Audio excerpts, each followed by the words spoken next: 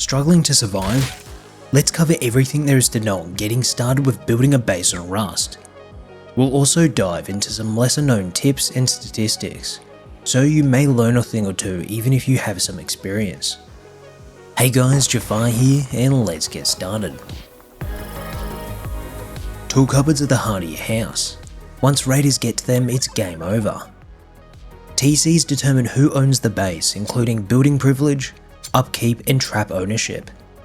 Even if raiders only reach your TC and not your loot, they can take ownership, block you from entering, and wait for the base to start decaying.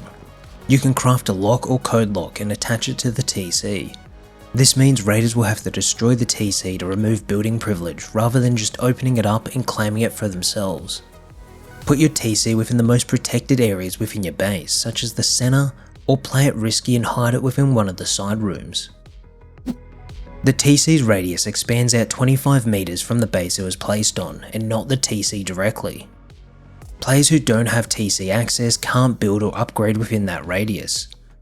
Enemies can still place down ceilings and ladders to climb up your base. The TC's radius can overlap with another's. However, one TC's radius can't overlap the other's TC directly. Once you place down a TC, you can access its inventory. Here we can see the daily upkeep required to sustain the base. The resources will need to be placed within the TC's inventory slots.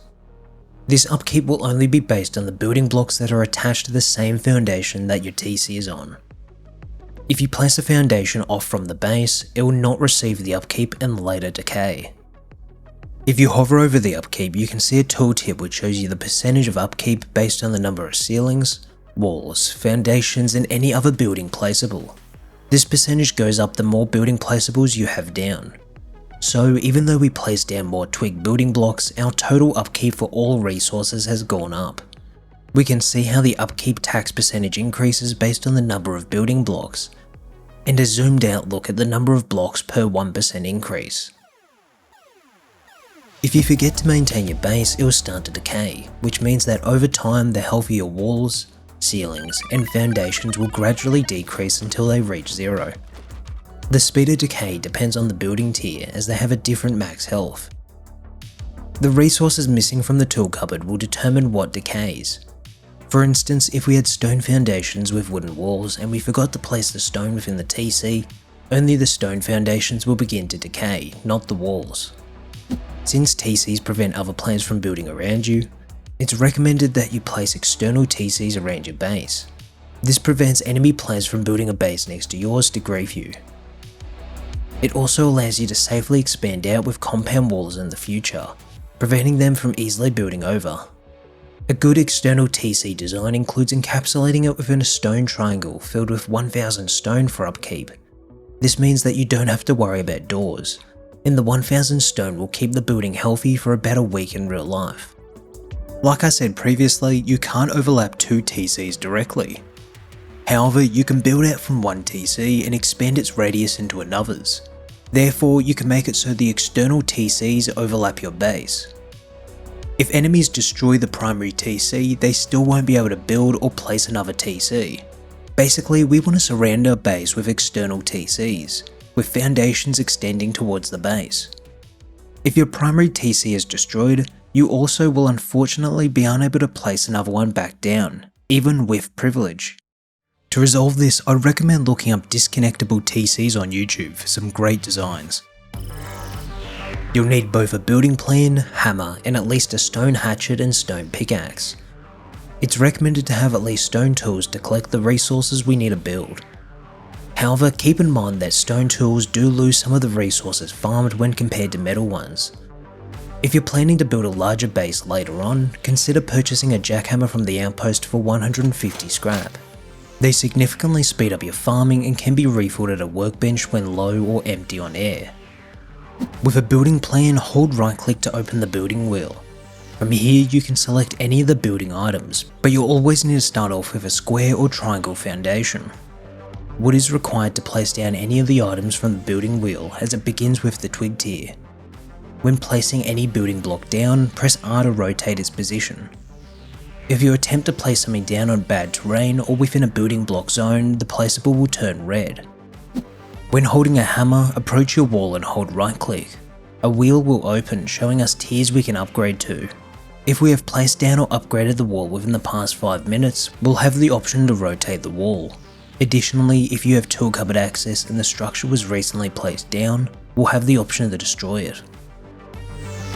There are 5 building tiers: twig, wood, stone, metal and armoured. Each tier has a hard side and a soft side. The hard side should always face outwards, while the soft side should always face inside. The soft side is more vulnerable to melee tools, especially the jackhammer, taking only 2 minutes to take a stone wall down. If you need to swap sides, you can rotate the wall by pressing R. You can easily identify the soft side by the X. Twig is like a template structure that allows you to plan your build. It only requires a bit of wood per placeable, but can be broken in just a few hits. Upgrading to wood tier is good for quickly setting up a base for immediate protection. However, it's weak against fire attacks and allows players to peek through the holes in the ceiling. Stone is the most commonly used tier due to its solid frame and good protection with little to no weaknesses. If possible, always upgrade from wood to stone tier for better security. The metal tier offers a significant increase in explosive protection over the stone tier, but requires metal fragment upkeep. Finally, we have the armoured tier, which is typically reserved for the most guarded rooms. It offers the best protection against explosives but requires a lot of high quality metal for upkeep. Let's compare each tier in terms of health and the explosives required to breach one wall. Doors are the weakest part of your base and the first point of entry for raiders. So we want to make our doors as strong as possible and layer them to compensate for the lower health. Unlike building structures, doors don't have a weak and hard side. To place a single door, you need to put down a doorway using the building planner. The door will snap into place. You can choose whether the door opens inwards or outwards by looking left to right. Each door also has a double door variant. These require a wall frame and gives you more room to enter and exit, but is the same level of health. There are 4 tiers of doors: wood, sheet metal, garage door and armoured. Wood should be avoided as it's too easy for raiders to burn, slash or shoot it down. However, for something quick it will do the job. Sheet metal is the default door tier that you'll see on bases and should accompany a stone or higher tier. It doesn't feature any weaknesses like the wooden door and provides a small bonus in overall health.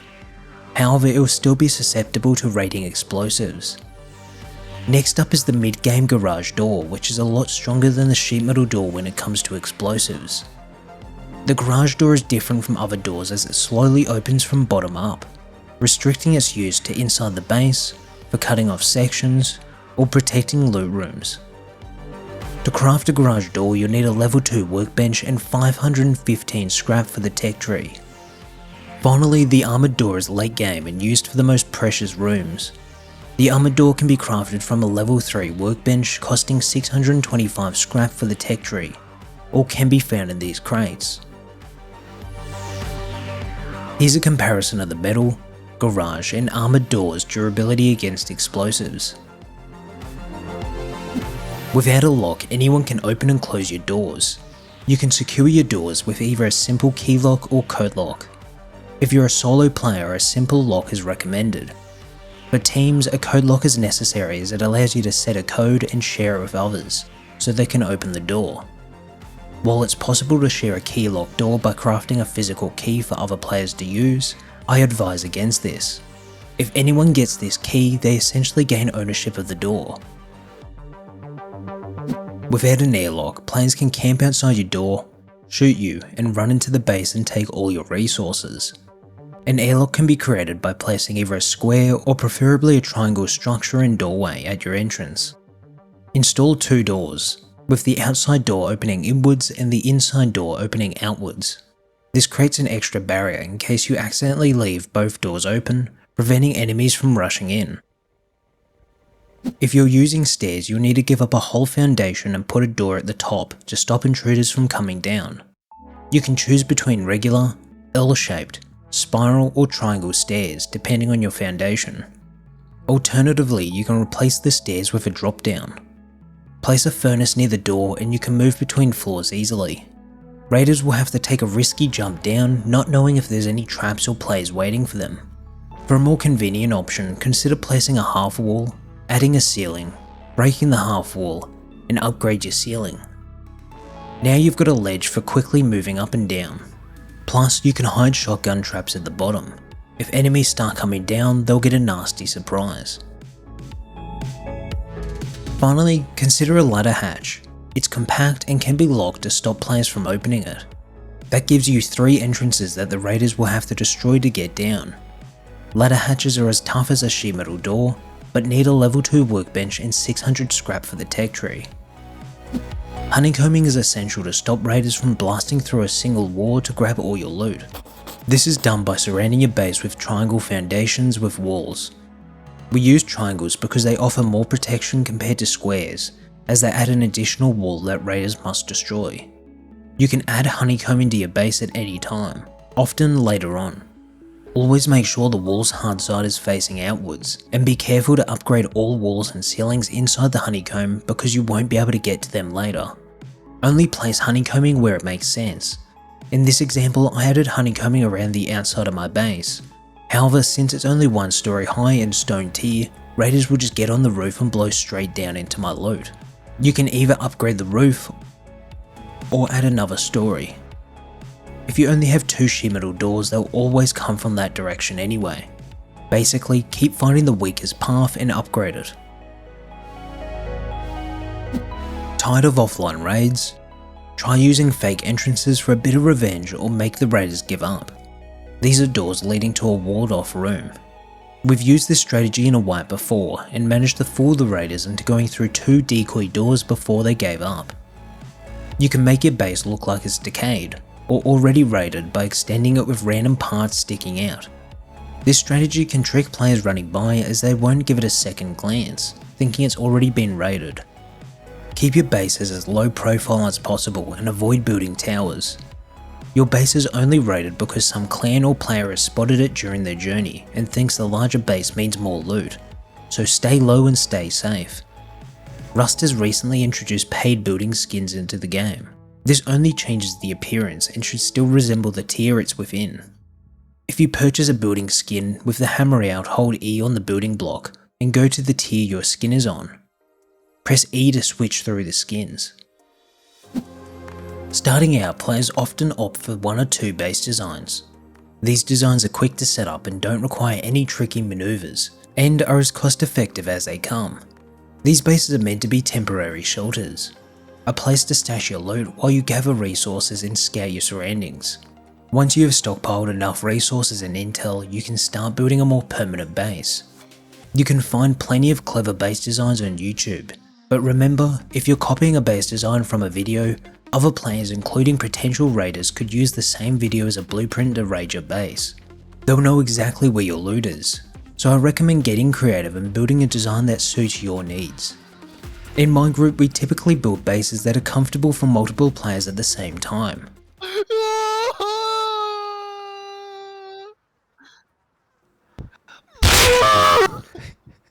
We've just turned white. This means open central rooms and easily accessible loot rooms, with the TC securely bunkered down. We've found that no matter what we build, there is always a chance some clan will come over and offline raid us anyway. They'll likely have more than enough explosives to get inside. Once you've set down a sleeping bag in your base, you can respawn at that bag if you get killed. Sleeping bags can also be placed outside, and there's a maximum limit of 15 bags that you can have at any one time. If you go up to it, you can press E to rename it. Every time you respawn, the bag will enter a cooldown period, taking 5 minutes before you can respawn again. If you place another sleeping bag within that radius, indicated by the orange placement, they'll share cooldown timers. This prevents you from spamming sleeping bags in your base to constantly respawn. If you want to bring a friend to your base, you can transfer ownership of your bag to a Steam friend. This allows them to spawn at this location.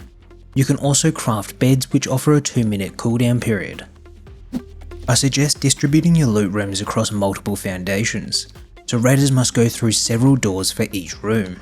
Plus, if the rooms are too close together, raiders could use a rocket to blow through 2 doors at once due to splash damage. Always ensure the hard side of the loot room wall is facing outwards. Don't just throw down 2 crates in your loot room. We can fit up to 6 large and 5 small crates with a bit of planning. Place down a half wall so you can put down a ceiling in your loot room. Break the half wall and upgrade the ceiling. Now arrange the boxes like this to fit 6 large ones and fill the gaps with smaller boxes.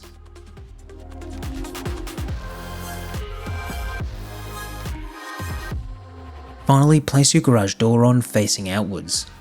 Otherwise, install a sheet metal door, but it will block the far top crate from being accessed. The new Frontier DLC added storage barrels which have the same space as a regular large crate. Using these barrels, we can fit up to 10 of them into a single loot room. When compared to the large crate loot room, we have 102 additional storage slots if we use the barrel design. And that's it. Thanks guys for watching, and I hope to see you in the next one.